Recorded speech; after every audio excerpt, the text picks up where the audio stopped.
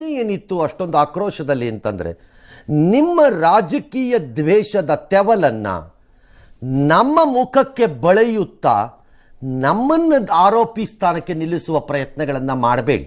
ಮಾಧ್ಯಮದವರು ಸುಳ್ಳು ಸೃಷ್ಟಿ ಮಾಡಿದ್ದೀರಿ, ಮಾಧ್ಯಮದವರು ತಿರುಚಿ ಬಿಟ್ಟಿದ್ದೀರಿ, ಮಾಧ್ಯಮದವರು AI ಮೂಲಕ ಅದನ್ನು ಏನೋ ಹಾಕಿ ಬಿಟ್ಟಿದ್ದೀರಿ, ಮಾಧ್ಯಮದವರು ನಿಮಗೆ ಬೇಕಾದ ರೀತಿ ಎಡಿಟ್ ಮಾಡಿ ಕಟ್ ಅಂಡ್ ಪೇಸ್ಟ್ ಮಾಡಿ ಬಿಟ್ಟಿದ್ದೀರಿ.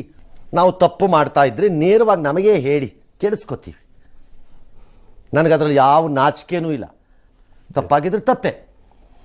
ನಿಮ್ಮ ರಾಜಕೀಯ ತೆವಲಿಗೆ ನಮ್ಮನ್ನ ಒಳಕ್ಕೆ ಎಳ್ಕೊಂಡು ನೀವು ಅವ್ರ ಏಜೆಂಟು, ಇವ್ರದ್ದು ಕಮಿಷನ್ ಇದು, ಇವ್ರದ್ದದು, ಅವ್ರದ್ದಿದು ಅಂತೆಲ್ಲ ಹಾಕಿದ್ರೆ are only making A mistake.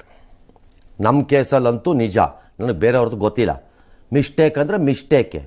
ತಿರ್ಗಿ ವಾಪಸ್ ಬಿದ್ದರೆ ಮಾತ್ರ ಮುಖಾಮುಖಿ ನೋಡಿದ್ರೆ ತಿರ್ಗಿ ಬೀಳ್ತೀವಿ ನಾವು. ಅದ್ರಲ್ಲಿ ಮಾತ್ರ ಗ್ಯಾರಂಟಿ ಇಟ್ಕೊಳ್ಳಿ. ತಪ್ಪಾಗಿದ್ರು ತಪ್ಪೇ, ನಮ್ದೇನು ಬೇಜಾರಿಲ್ಲ ಅದರಲ್ಲಿ. ನಾನು 10 ಸಾರಿ ಕೇಳಿದ್ದೀನಿ, ಯಾರು ಮೇಡಮ್ ಸುಮ್ಮನೆ ನೀವಿರೋದು ಒಳ್ಳೆಯದು. ನಿಮ್ಗೆ ಅವತ್ತೇ ಹೇಳಿದೆ, 2ನೇ ವಿಡಿಯೋನ ಹರಿಬಿಟ್ಟಿದ್ದೇ ಸರಿ ಅಲ್ಲ. ಅದನ್ನು ಸ್ಲೋ ಮೋಷನ್ಗೆ ಹಾಕಿ ಯಾರೋ ಎಡಿಟ್ ಮಾಡಿ. ನಾನು ಅವತ್ತೇ ಹೇಳಿದೆ, 2 ವಿಡಿಯೋ ಬರೋಕ್ಕಾಗಲ್ಲ, ಹಾಗೆ ಒಂದರಲ್ಲೇ ಇರುತ್ತೆ. ಆ ವಿಡಿಯೋ ಮಾಡಿರೋರೇ ಬೋಗಸ್ ಮಾಡ್ತಾ ಇರ್ತಾರೆ. ಸುಮ್ಮನೆ ಇದ್ದು ಬಿಡಿ. ನೀವು 10 ಸರಿ ಕೇಳಿದ್ರು ಅಷ್ಟೇ. ಕೇಳೋದೇ ನಾವು ತಪ್ಪು ಕೇಳಿದಾಗ ಅದು ತಪ್ಪು ಅಂತ ಅನ್ನಿಸೋಕೆ ಯಾಕೆ ಅನ್ನಿಸ್ಬೇಕು? ನಂಗೆ ಸರಿ ಅನ್ಸೋದನ್ನ ಕೇಳಿಸ್ಕೊಳ್ಳೋದು. ಸರಿಯಾಗಿದ್ದು ಕೇಳಿಸ್ಕೊಂಡ್ರು ಗೊತ್ತಾಗ್ತಿತ್ತು ಮೇಡಮ್ಗೆ. ಕಿವಿ ಮಂದ. ನಿಮ್ಮ ಡಿಪಾರ್ಟ್ಮೆಂಟ್ ಅಲ್ಲ, ನೀವು ಸುಮ್ಮನಿದ್ರು ಒಳ್ಳೇದು.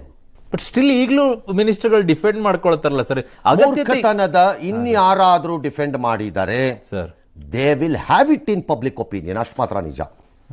ಮರ್ಯಾದೆ ಇದ್ದರೆ leave it as a criminal case. ಈಗ